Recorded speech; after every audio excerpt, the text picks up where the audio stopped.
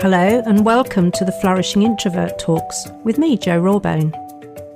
This is the podcast that celebrates the natural gifts of introverts so that we can flourish in all situations. Episode 303. Say no without guilt. I bet there's not a person listening to this who hasn't felt at least a twinge of guilt about saying no, especially to someone who matters to you. That someone might be a loved one, a colleague, a boss, or someone you can see really needs help. This is compounded by the fact that some of those people are so skilled in their manipulation designed to prod your guilt into action that saying no becomes almost impossible. It's no wonder then that saying no for we introverts often feels heavy, risky, selfish. Ugh. Saying no feels loaded with the fear of disappointing someone or being misunderstood or inciting unnecessary conflict. And here is something we rarely admit to anyone. A lifetime of reluctant yeses is not just tiring, it slowly rewrites who we know ourselves to be.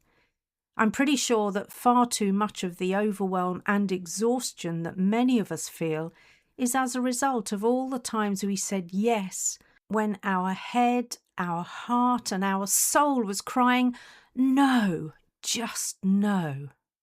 But every time we override our inner no, it erodes our authenticity, our confidence, our energy.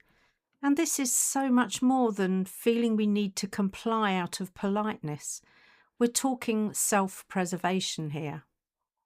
Let's look at this from a different perspective.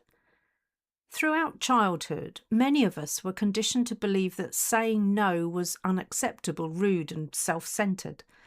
But the reality is saying no is not rejecting someone else. It's accepting ourselves. When we say no, we're choosing our rights and needs above appeasing others for the sake of an easy life. So consider this episode your invitation to liberate yourself from guilt-laden yeses so we can step into a more honest and therefore sustainable way of living and leading. The conditioning that started in childhood typically continues into adulthood, where we're engaged in the workplace and increasingly complex, extended and blended family situations. We learn that it's safer to prioritise harmony at the expense of our own needs. We learn to be agreeable, available, non-confrontational and above all accommodating. We become masters of disguise, filling gaps so others don't fall through them, assuming more than our fair share of pressure so others are not troubled, and biting our tongues so we don't add to the upset. And we know the hidden cost of that all too well. Every time we silence ourselves for the sake of harmony, we teach others that our needs are less important, and we normalise being less worthy. Over time, we start to believe this is true, which is when our inferiority can take root. Well, my friend, the time has come to challenge that conditioning. First, I want to assure you that I'm in no way making light of this deeply rooted conditioning, but I do want to remind you that it need not be permanent. The work to break free from your conditioning and flip any associated limiting beliefs may be challenging, but it's well worth doing. And it starts with recognising no for what it really is. It's not rejection of an individual, it's simply declining a request that asks too much of you. It's you asserting your boundaries, rediscovering your clarity and demonstrating self-leadership. I've talked before about our drivers of behaviour from the transactional analysis school of thought, and they are relevant here again. Our drivers are the way we learned to behave as children that enabled us to feel okay about ourselves. Probably the most common driver that impacts our ability to say no is the please others driver. When this is in operation, we like to keep everyone happy, and because it's please others, it's typically at the expense of our own happiness. And this may be accompanied by a side dish of be strong, where we believe it's not okay to show our emotions.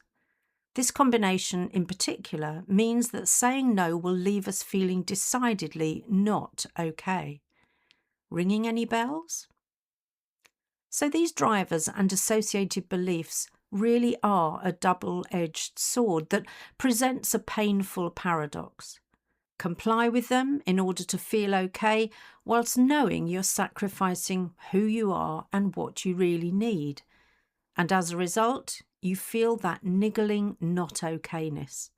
Yet, if you override them, you feel guilty, albeit relieved about finally being honest. So, what's a person to do? Well, this season is a great time to start practicing your no's.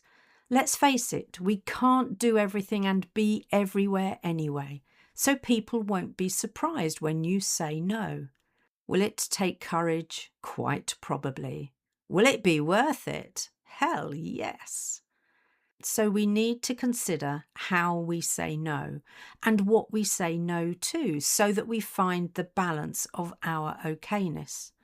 That happy medium is to be found when we're not in the grip of our drivers and not being ruthlessly self-centered. We'll add a sprinkle of the kindness that I spoke about in episodes 221 and 299 because we need to be kind to ourselves. And I believe we also owe kindness to others regardless of who they are. Remember, it's unkind to say yes and then not show up or do what we said yes to. So I offer you a selection of practical actions, not a formula to follow, but a buffet to choose from. And consider each of them both a gift to yourself and a gift to others, because honesty and clarity benefit everyone involved. Before we get to the practical actions, though, I urge you to remember this. Saying no requires an inner shift in order to develop the outer skill. First, you strengthen the resolve and the self-worth. Then you practice the language and the behaviours. So here's my buffet for you to choose from. Firstly, craft graceful, firm no statements that feel like you. We need to include the word no fairly early on so people are left in no doubt. That might sound something like, "Thank you for asking me. It's a no this time though." I recommend you don't say sorry unless you really are sorry. Over-apologising is just so insincere. I shared more examples on this in episode 102 if you need them. Secondly, honour your body's early warning signs. They found that the gut is our second brain, so use your gut instinct, pay attention to your overall energy levels, and check in with your emotional appetite. These three will give you an accurate heads up before you're tempted to default to yes, preventing you from overcommitting. Thirdly, building on that, pause before responding to any invitation or request to allow space for your truth to surface. As Viktor Frankl said, between stimulus and response, there is a space. In that space is our power to choose our response. In our response lies our growth and our freedom. My friend, your growth and freedom depends on your ability to say no when it matters. Fourthly, be really discerning about what you're drawn to out of obligation or fear and what is coming from genuine desire or need. If you feel compelled or cornered into saying yes and it's not a hell yes, then it's a hell no. This last one is a bit of a toughie, but it's what we're really here for. Fifthly, once you accept saying no isn't automatically wrong or bad, that saying no protects your ability to flourish, it's far easier to replace any twinge of guilt with a sense of self-respect. Guilt can be a useful emotion when we've done something wrong. Having the courage to say no in order to say yes to yourself is not wrong. So, as I pull together the threads of this episode, remember that every no you say to what drains you is a powerful yes to what allows you to flourish. You're not rejecting people, you're choosing alignment, well-being, clarity, and authenticity. You're also modelling a healthier way of being in kind and respectful relationships. This is leadership, self-leadership.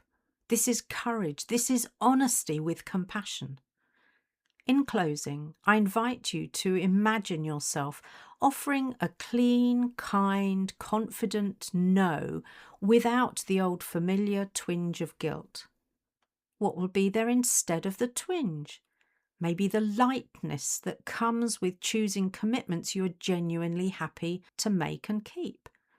That enables you to notice the relief that comes from respecting your energy as you let go of the pressure to please.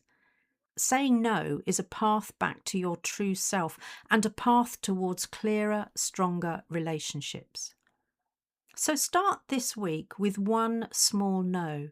Say it kindly, say it clearly, and say it without apology. Just think, one clean no can save you from a month of resentment, so choose wisely. If you enjoyed this episode as much as I did, then please subscribe, rate us and leave a comment, because we know that helps other people find the podcast.